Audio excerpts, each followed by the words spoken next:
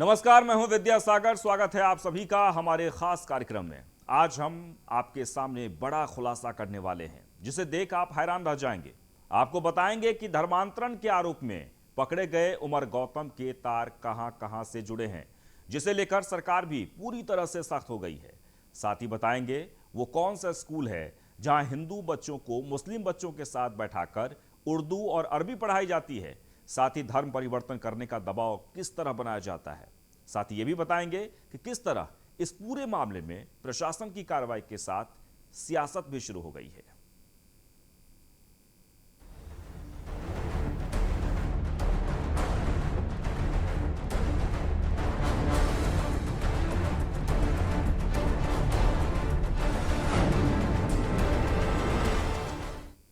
तो धर्मांतरण को लेकर आज पूरे देश में हाहाकार मचा हुआ है, जो देश के 24 राज्यों में फैला हुआ है। यूपी एटीएस ने दिल्ली के जामिया नगर से उमर गौतम और जहांगीर को गिरफ्तार किया, जिसके बाद से लगातार खुलासे हो रहे हैं। वहीं योगी सरकार भी इसके खिलाफ सख्त रुख अपना लिया है। देखिए इस पर खास रिपोर्ट।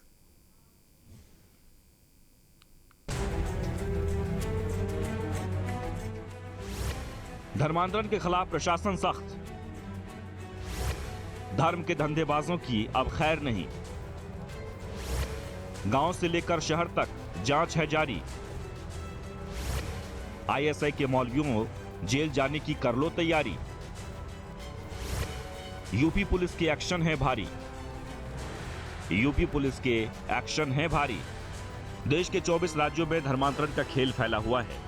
ये कहां जाकर रुकेगा, ये कह पाना मुश्किल है, जिसको लेकर प्रशासन लगातार कड़ी दर कड़ी जोड़ रहा है और आरोपियों तक पहुंचने की कोशिश में लगा हुआ है। दिल्ली के जामिया नगर से उमर गौतम और जहांगीर को यूपी एटीएस ने गिरफ्तार किया, जिसके बाद उनसे पूछताछ कर रही है, जहां से एक से बढ़कर एक खुलासे हो रहे हैं। वहीं यूपी सरकार ने भी धर्म परिवर्तन कराने वाले आरोपियों के खिलाफ सख्त कार्रवाई के निर्देश दिए हैं। धर्मांतरण मामले में गिरफ्तार उमर गौतम और साथ ही साथ जहांगीर के साथ ईडी और साथ ही साथ देश की अन्य खुफिया एजेंसियों को लगातार उत्तर प्रदेश एटीएस उपलब्ध करा रही है। उद्देश्य यही है कि उत्तर प्रदेश के साथ जिन अन्य 24 राज्यों में भी इनका नेटवर्क था, उन लोगों को भी डिटेक्ट किया जाए और डिटेक्ट करने के साथ जल्द ही उनसे भी इंट्रोग्रेशन हो और कहीं ना कहीं ये चीजें पता करने की कोशिश की जाए कि इस पूरे नेक्सस में कौन लोग शामिल थे। दूसरी बड़ी बात यह है कि जिस तरीके से टेरर फंडिंग में बड़े पैमाने पर हुई है, जिसमें पाकिस्तान, तुर्की और अरब समेत कई देशों से दान के रूप में बड़े पैमाने पर पैसे इनके अकाउंट्स में आए हैं, उन अकाउंट का डिटेल भी लगातार एटीएस खंगाल रही है, जिसको लेकर राजधानी लखनऊ के एक निजी स्कूल और साथ ही साथ फतेहपुर के भी एक निजी शिक्षण संस्थान में लगातार एटीएस ने पूछताछ की और कहीं न कहीं कई इनपुट जुटाए हैं। बड़े पैमाने पर दस्तावेज भी एटीएस के हाथ लगे हैं, जो लगातार केंद्रीय जांच एजेंसियों को उपलब्ध कराए जा रहे हैं। तो निश्चित है कि यूपी एटीएस केंद्रीय खुफिया एजेंसियों के साथ मिलकर हर वो संभव कोशिश कर रही है जिससे इस पूरे नेक्सस का खुलासा किया जाए, क्योंकि बड़े पैमाने पर धर्मांतरण के साथ ही टेरर फंडिंग का भी खुलासा यूपी एटीएस ने किया है। तो निश्चित है कि पूछताछ में नित नए चीजें निकलकर सामने आ रही हैं, जिसके बाद यूपी एटीएस अपनी जांच उस दिशा में भी तेजी के साथ मोड़ रही है।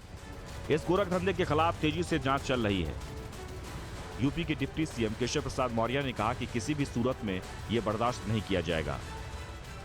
जो भी इस मामले में पकड़ा जाएगा, जांच के बाद उस पर कार्रवाई की जाएगी। प्रशासन हर एंगल से जांच कर रहा है। देखिए, धर्मांतरण का एक ये खतरनाक खेल है और जिस खतरनाक खेल में तमाम देसी और विदेशी शक्तियां लग करके और समाज में घोलने का काम करने की कोशिश किए हैं और उसकी बहुत गहराई से छानबीन हो रही है। जो भी दोषी हैं वो पकड़े जा रहे हैं, उनके खिलाफ कठोर से कठोर कार्रवाई है। धर्मांतरण के इस खेल में शामिल 5 मौलाना एटीएस की रडार पर हैं। ये वही मौलाना हैं जिन पर सीएए और एनआरसी के विरोध में दंगे भड़काने का आरोप लगा था। पुलिस इस मामले में जांच कर रही है। आदित्य जो धर्म परिवर्तन कर अब्दुल्ला बन चुका है, उसने इन्हीं मौलानाओं के बारे में बताया था। यूपी एटीएस ने दावा किया कि नोएडा जाने से पहले मौलाना आदित्य के संपर्क में था और उसी मौलाना ने आदित्य को इस्लाम के बारे में जानकारी दी थी। प्रदेश के डिप्टी सीएम दिनेश शर्मा से जब इस बारे में पूछा गया तो उन्होंने कहा कि यह गंभीर मामला है। प्रशासन लगातार जांच कर रहा है, दोषियों को कड़ी सजा मिलेगी। सामाजिक व्यवस्था है, उन दोनों को नुकसान पहुंचता है, इसलिए ऐसे तत्वों के खिलाफ कड़ी कार्रवाई आवश्यक है। हमारे जो पुलिस जो हमारी टीमें हैं, उन्होंने बहुत अच्छा काम किया है इनके नेटवर्क को का खुलासा किया है और इनके खिलाफ कठोर कार्रवाई सुनिश्चित की जा रही है।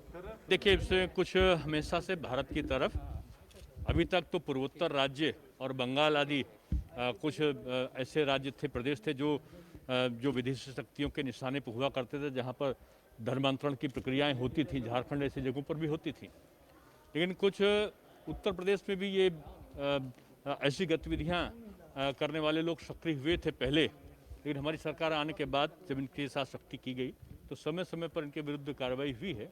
अब एक बड़ा नेटवर्क सामने आया है और पूरी तरीके से इसकी निचले तक जाकर सरकार ऐसे सारे दोषी तत्व और उनको सहयोग करने वाले लोगों का चिन्हीकरण करके उनके खिलाफ कार्रवाई कर रही है। किसी प्रकार का लालच, किसी प्रकार का प्रलोभन देकर अगर धर्मांतरण कराया जाता है तो निश्चित रूप से वो पनिशेबल भी है और हर तरह से कठोर कार्रवाई उसमें होगी, ये मैं आपको आश्वस्त करता हूँ।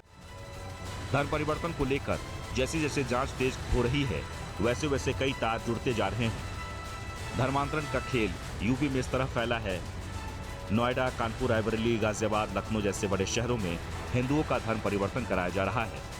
लिहाजा सरकार और प्रशासन के लिए चिंता का विषय बन गया है, जिसको खत्म करने की कोशिश तेजी से हो रही है। Bureau report, news 1 India. धर्मांतरण को लेकर हमारे संवाददाता ने अवनीश अवस्थी से खास बातचीत की है, जहां उन्होंने कहा कि यूपी एटीएस अपना काम कर रही है। जो भी इस मामले में दोषी पाए जा रहे हैं, उन पर कार्रवाई की जाएगी। हमारे साथ है अपर मुख्य सचिव गृह अवनीश अवस्थी सर, जिस तरीके से एक मामला धर्मांतरण का सामने आया है, एक बड़ा नेक्सस खुलासा हुआ, किस तरीके से इसको देखते हैं सर? देखिए, ये एटीएस ने, यूपी एटीएस ने इस कार्य को किया है। 2 लोगों को गिरफ्तार करके अभी पुलिस कस्टडी रिमांड ली है। माननीय मुख्यमंत्री जी ने उसको बहुत गंभीरता से लेते हुए एटीएस को, एसटीएफ को, इंटेलिजेंस को और जो इनको कहा है कि सब लोग एज अ टीम पूरा काम करें। इस पर बहुत मेहनत करने की ज़रूरत है, क्योंकि इसमें बहुत ज़्यादा जो है डेप्थ पर जाने की ज़रूरत है। इंटरनेशनल फंडिंग की बात है, अकाउंट्स को चेक करने की बात है, फाइनेंशियल डीलिंग्स को चेक करने की बात है, अलग अलग परिवार हैं उनके यहाँ जाकर इन्वेस्टिगेट करने की बात है। सभी को जो है कहा है कि बहुत मजबूती से इस कार्य को करें, सेंट्रल एजेंसीज का सहयोग ले और सहयोग दें। तो ये सब भी करने की कार्रवाई की जा रही है। लगभग 450 लोगों का तो डॉक्यूमेंटेशन आ गया है। धर्मांतरण के बारे में आपको मालूम है, मुख्यमंत्री जी के मार्गदर्शन में धर्मांतरण का पहला एक्ट यूपी लाया था और उसमें ये प्रोविजन है, यदि किसी को लोभ लालच से भी या धनराशि देकर जो है धर्मांतरण यदि कराया जाता है तो वो भी इलीगल है। तो इन सब चीज़ों की जांच पड़ताल हो रही है और कार्रवाई की जाएगी। सर, आपने एक नंबर और मेल भी जारी किया है, तो बहुत सारा इनपुट भी उसमें आया होगा, तो कुछ ऐसी चीज़ मिली है सर? अब इसमें तो ऑब्वियसली सबकी जांच पड़ताल हो रही है, परतें खोली जा रही हैं। अभी तो नंबर जारी किया गया, लोगों को किसी को कुछ इनपुट देना है तो दे सकते हैं। अभी जांच पड़ताल जारी है, बहुत कहना जल्दी उचित नहीं होगा कि क्या कार्रवाई अभी चल रही है। ईडी को भी रिपोर्ट भेजी है एटीएस ने सर, वहां से भी कुछ चीजें निकलकर सामने आई हैं। ईडी बहुत मजबूत एजेंसी है, वो पूरे देश में जो है इस तरह की चीज़ों को जांच पड़ताल करती है, फाइनेंशियल लिंक्स भी जो है क्लियर करती है। तो ईडी को ये कार्य उन्होंने टेकअप किया है, तो हम उनका सहयोग दें। 1000 लोगों की लिस्ट सर आपके पास आई है, तो बहुत सारे लोगों को डिटेक्ट भी किया होगा जिनकी लिस्ट अभी जारी भी की है।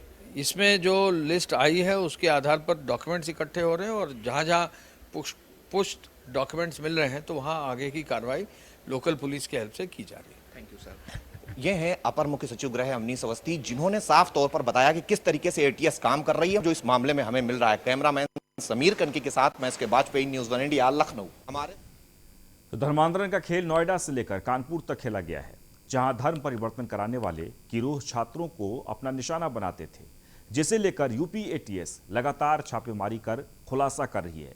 ऐसे में मामला सामने आ रहा है कि ये गिरोह कानपुर में ग्रामीण लड़कियों को भी अपना निशाना बनाते थे। कैसे, देखिए इस खास रिपोर्ट में। नोएडा से लेकर कानपुर तक धर्मांतरण का काला खेल, छात्रों को मौलानाओं ने बनाया निशाना। दर्श सक्सेना बना रिहान अंसारी, कानपुर का आदित्य बन गया अब्दुल्ला। मुकबधीर बच्चों के धर्मांतरण मामले में एटीएस के खुलासे के बाद नोएडा सेक्टर 117 के डेप सोसाइटी में स्कूल का एक स्टाफ और एक शिक्षक रडार पर है। एटीएस की जांच में दोनों की भूमिका संदिग्ध पाई गई है। बताया जा रहा है कि दोनों संदिग्धों में से एक ने यहां से नौकरी छोड़ दी है। धर्मांतरण का यह खेल लंबे समय से चल रहा है। इस स्कूल से 2018 में दर्श सक्सेना नाम का एक 17 साल का बच्चा घर छोड़कर चला गया। परिवार का मानना है कि दर्श सक्सेना ने अपना नाम बदलकर रिहान अंसारी कर लिया है। यूपी एटीएस धर्मांतरण के मामले में लगातार एक्टिव है, जिसके तहत वो लगातार उन परिवारों के संपर्क में है जिनके घर के बच्चे धर्म परिवर्तन कर चुके हैं। यूपी एटीएस ने धर्मांतरण के मामले में 2 व्यक्तियों की गिरफ्तारी की थी। वहीं अभी हम मौजूद हैं नोएडा के 117 की डेफ सोसाइटी में, जहां पर ये मुकबधीर बच्चों का स्कूल था। बताया जा रहा है, जो अब नई जानकारी सामने आ रही है कि इस स्कूल के तार कहीं ना कहीं विदेशों से भी जुड़े थे। विदेशों से ही इस स्कूल की फंडिंग की जाती थी। मुकबधीर बच्चों का यहाँ पर धर्मांतरण कराया जाता था।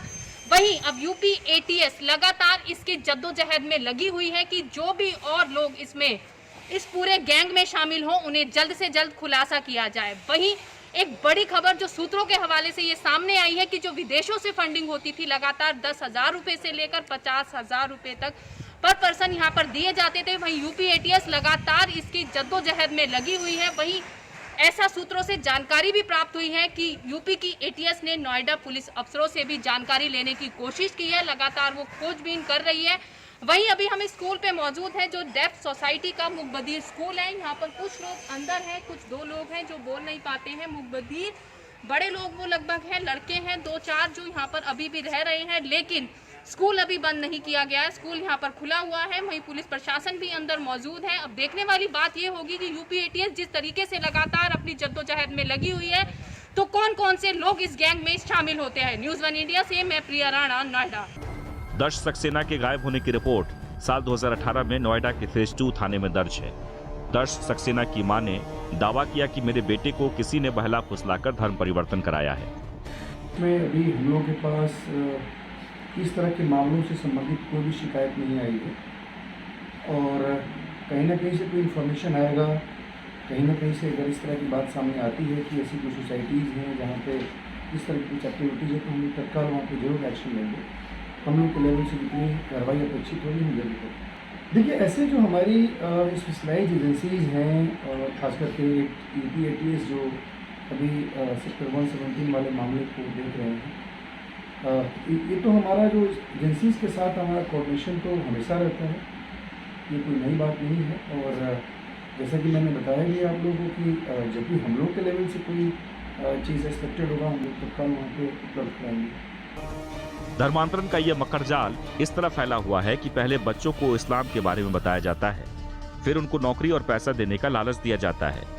यही नहीं, बच्चों का ब्रेन वॉश भी किया जाता है। इसकी एक बानगी कानपुर के बिठूर में देखने को मिली, जहां ज्योति बधिर विद्यालय के 2 और छात्रों का ब्रेन वॉश कर उन्हें धर्मांतरण के लिए प्रेरित किया गया था, जिसमें तुषार नाम के बच्चे ने धर्म परिवर्तन करने से इनकार कर दिया। तुषार की मां ने दावा किया कि उनके बच्चे से मिलने आदित्य आता था, जो अब धर्म परिवर्तन कर आदित्य से अब्दुल्ला बन गया है। तुषार की मां ने बताया कि दोनों साथ में पढ़ते थे। आदित्य मेरे घर भी आता था और तुषार को मुसलमान बनने के लिए प्रेरित करता था, साथ ही तरह तरह का लालच भी देता था। मेरा बेटा ज्योतिर्वेदी विद्यालय में पढ़ता था। वहाँ का एक बच्चा आदित्य गुप्ता है जो इसको कहता था कि आप मुसलमान बन जाओ, मुसलमान में आपको खूब अच्छा सा पैसा मिलेगा, नौकरी मिलेगी, आपके घर की स्थिति सही नहीं है, अगर आप मुसलमान बन जाओगे, धर्म परिवर्तन कर लोगे तो आपको वो नौकरी देंगे, हिंदू धर्म अच्छा नहीं है, मुस्लिम धर्म अच्छा है, यही सब इसको बताता था। व्हाट्सएप में बातें करते थे शाइन लैंग्वेज में। मैंने जब इनको देखा उससे बातें करते हुए तो मैंने पूछा इनसे, तो ये बताने लग गए हमको कि ऐसी ऐसी बातें हैं। तो फिर मैंने इसको मोटिवेट किया कि नहीं, हिंदू धर्म हमारा ज़्यादा अच्छा है और मुस्लिम धर्म भी अच्छा है, उसका धर्म उनके लिए है, हमारा धर्म हमारे लिए है। तो बच्चा हमारी बात समझ गया, तो ये कहीं गया नहीं, अपने घर में ही रहा। देश के लिए दीमक बन चुके धर्म परिवर्तन गैंग को आखिरकार बढ़ावा कहां से मिल रहा है, यूपी एटीएस इसकी भी जांच कर रही है। प्रशासन ने दावा किया कि गिरफ्तार किए गए आरोपियों के पास से 33 लड़कियों की भी लिस्ट मिली है, जो ग्रामीण इलाकों की है। आरोपी उमर गौतम और जहांगीर ने बताया कि ग्रामीण इलाकों में युवतियों का ब्रेन वॉश करना बहुत ही आसान है। इस लिस्ट में ऋचा से महानी अली बनी युवती के नाम आने के बाद उमर गौतम की संस्था इस्लामिक दावा सेंटर से बरामद 33 लड़कियों और महिलाओं की सूची फिर से जांची जा रही है। यूपी एटीएस को आशंका है कि इन महिलाओं को धर्मांतरण के लिए चंदा जुटाने की जिम्मेदारी दी गई है। बहरहाल इस पूरे मामले में लगातार जांच हो रही है। पूछताछ के साथ ही खुलासे भी हो रहे हैं, साथ ही धरपकड़ तेज हो गई है। Bureau report, news 1 India.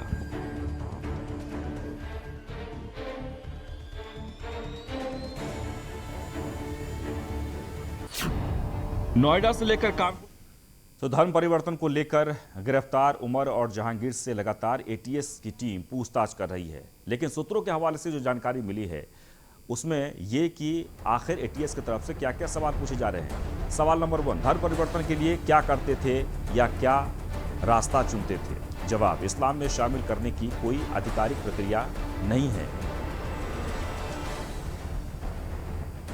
सवाल नंबर 2, ज्यादातर जगह लोकल लेवल पर मस्जिद इसका इंतजाम करती थी, तो इस तरह के सवाल हुआ करते थे। सवाल,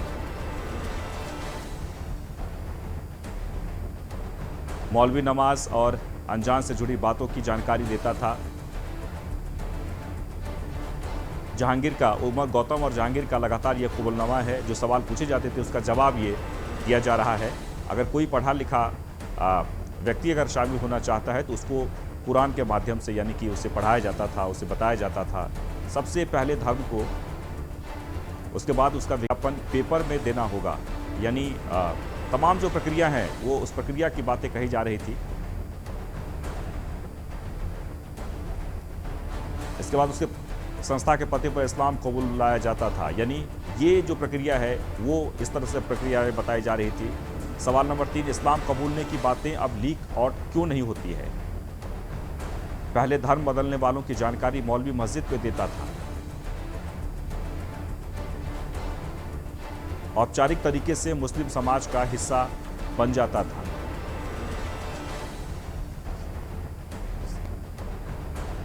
विवादों से बचने के लिए अब ऐसा नहीं किया जाता है। घर पर रहकर भी नमाज को पढ़ा जा सकता है, मस्जिद जाने की ज़रूरत नहीं होती।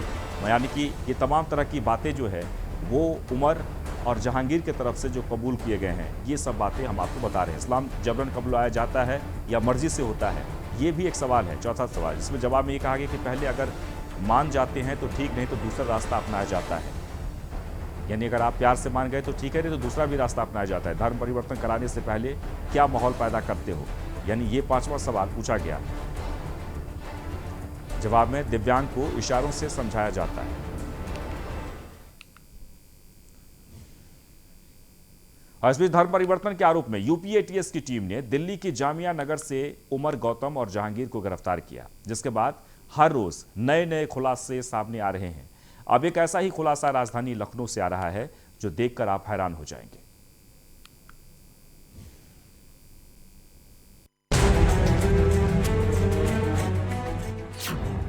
1000 हिंदुओं का कराया गया धर्मांतरण। उमर गौतम, जहांगीर का कबूलनामा। अल हसन वेलफेयर फाउंडेशन से जुड़े तार। फाउंडेशन का उपाध्यक्ष है उमर गौतम।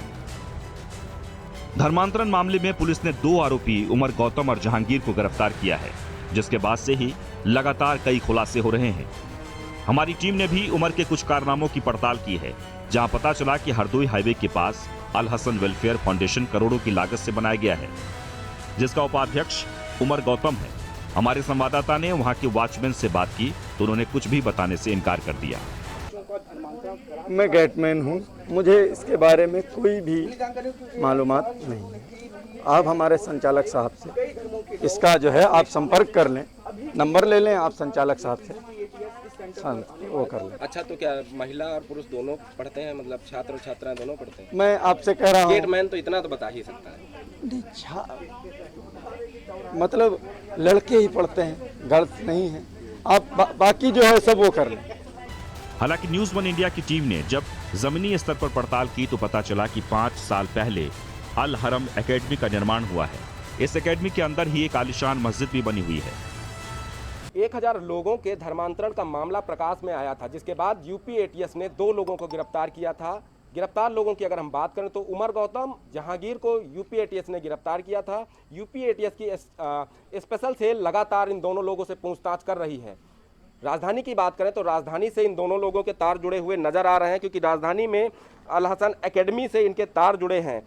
बताया जा रहा है कि इस एकेडमी का उपाध्यक्ष उमर गौतम है। उमर गौतम की अगर हम बात करें तो उमर गौतम का अभी तक का जो काला चिट्ठा निकलकर सामने आया है, उसने हजारों लोगों को धर्म परिवर्तन कराया है। ऐसे में सवाल खड़ा उठता है कि राजधानी में जब उसका तार जो Al Hasan education and welfare foundation जो कि मलिहाबाद के रहमान खेड़ा में है, वहाँ पर भी इसको उपाध्यक्ष बनाया गया है। उसके अलावा अगर हम बात करें हरदोई की, तो हरदोई के रसूलपुर में भी एक कॉलेज चल रहा है जहाँ पर महिलाओं को और छात्राओं को शिक्षा दी जा रही है, उससे भी इसके तार जुड़े हुए पाए जा रहे हैं। फिलहाल देखने वाली बात यह होगी कि लखनऊ का जो ये अल हसन एकेडमी है, क्या यहाँ से भी लोगों को गुमराह करके, पैसे का लालच दे करके, नौकरी का झांसा दे करके लोगों का धर्मांतरण कराया गया है, छात्रों का धर्मांतरण कराया गया है। फिलहाल एटीएस इस पूरे मामले पर पड़ताल कर रही है। मैं इस समय उसी जगह पर मौजूद हूँ। तस्वीरें आपको दिखाऊंगा कि ये देखिए आलीशान एक मस्जिद बनाई गई है, उसके बाद 9000 वर्ग मीटर में ये फैला हुआ जो स्कूल है, मदरसा है, वो काफ़ी बड़ा दिखाई दे रहा है। यहाँ का जो इमारत है उसको देखकर ये अंदाज़ा लगाया जा सकता है कि यहाँ पर काफ़ी ज़्यादा हद तक पैसा खर्चा किया गया है।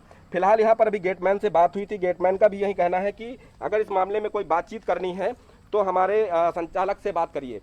लेकिन इससे पहले गेटमैन ने बताया था कि यहाँ पर गैर मुस्लिम छात्रों को भी प्रवेश दिया जाता था, उनको भी पढ़ाया जाता था। अगर ऐसा मामला है तो एटीएस जरूर इस मामले पर पड़ताल करेगी और आने वाले दिनों में एक बड़ा खुलासा हो सकता है। यहाँ के लोगों से भी इस मामले में जब बात की गई तो लोगों का कहना है कि यहाँ किसी तरह की कोई गड़बड़ी नहीं है, सभी मिलजुल कर रहते हैं। मैं इस समय मौजूद हूँ मलिहाबाद के रहमान खेड़ा में। ये हाईवे है, लखनऊ हरदोई हाईवे। ये अगर हम सीधे दिखाएंगे आपको तस्वीरें तो ये जो सीधा हाईवे जा रहा है ये लखनऊ की तरफ जाएगा। इसकी ओर अगर हम दूसरी ओर की बात करें तो ये हरदोई की ओर जाने वाला हाईवे है। इसी हाईवे पर हरदोई में रसूलपुर गांव है जिसके तार जो है धर्मांतरण के मामले से जुड़ते हुए नजर आ रहे हैं। हालांकि रसूलपुर गांव में जब पड़ताल की गई तो जो सोसाइटी का जिक्र किया गया, उस सोसाइटी के नाम से वहां पर कोई भी गर्ल्स कॉलेज संचालित होता अभी तक मिला नहीं है। रहमान खेड़े की बात करें तो ये अल हरम एकेडमी है जो कि जो सोसाइटी जिसमें उपाध्यक्ष बताया जा रहा है उमर गौतम को, जिनके ऊपर ये आरोप है कि 1000 लोगों का उन्होंने धर्मांतरण कराया है। फिलहाल उसी की ये संस्था है अल हरम एकेडमी जो कि रहमान खेड़े में है। यहाँ की अगर हम बात करें तो 9000 वर्ग मीटर में फैली हुई ये एकेडमी है। हालांकि एटीएस लगातार पड़ताल कर रही है कि और कौन कौन लोग इस सोसाइटी से जुड़े हुए हैं, क्या यहाँ से भी लोगों का धर्मांतरण कराया गया है। तमाम चीज़ों पर एटीएस लगातार पड़ताल कर रही है। कुछ गांव के लोग भी यहाँ पर मौजूद हैं। आपसे जानना चाहेंगे ये कब से सोसाइटी चल रही, कब से यहाँ पर बच्चों को, छात्रों को तालीम दी जा रही है? ये अभी 3-4 साल पहले का है ये वाक़या कि जब ये बना है, ज़्यादा टाइम नहीं हुआ है। और तालीम भी क्या दी जा रही है, अब तो लॉकडाउन ही लगा है और बच्चे आते हैं। जैसे यहाँ गांव के जैसे कुछ बच्चे अपने आए तो उसमें बच्चे आके तालीम लेते हैं। उसमें किसी को कोई रोक टोक नहीं है, जो भी होता है सब हिंदू मुस्लिम सब मिल के सब काम करते हैं, सब कोई मसला नहीं है इसमें ऐसा। उमर गौतम को यूपी एटीएस ने हिरासत में लिया है, लगातार पूछताछ की जा रही है। उनके ऊपर आरोप है कि 1000 लोगों का उन्होंने धर्मांतरण कराया है। दावा हिंद के नाम से उनकी जो सोसाइटी है जिसके तहत वो लगातार लोगों को अपने साथ जोड़ रहे थे। क्या लगता है कि उमर गौतम कभी यहाँ आए हैं या फिर उनके कोई तार यहाँ से जुड़े हुए हैं? सोसाइटी कैसे यहाँ पर काम कर रही है? नहीं, ऐसा कुछ यहाँ पे है नहीं। और ये सब अभी इसकी जब जाँच हो रही है तो उसी तरीके से पता चल पाएगा। हम लोगों की नज़रों में ऐसा कुछ नहीं है यहाँ पे। धर्मांतरण के इस खेल के तार कहां तक जुड़े हैं ये तो जांच का विषय है। पुलिस लगातार इस मामले में जांच पड़ताल कर रही है, लेकिन अब तक जितना सच सामने आया है वो कहीं न कहीं सरकार और प्रशासन के लिए चिंता का सबब बना हुआ है, क्योंकि प्रदेश में अल हसन वेलफेयर फाउंडेशन की तरह न जाने कितनी संस्था होंगी जहां ये काला खेल खेला जा रहा है। न्यूज़ 1 इंडिया के लिए नीलेश चौहान की रिपोर्ट। और इसके साथ ही हमारे इस खास कार्यक्रम में बस इतना ही, लेकिन आप बने रहें न्यूज़ 1 इंडिया के साथ।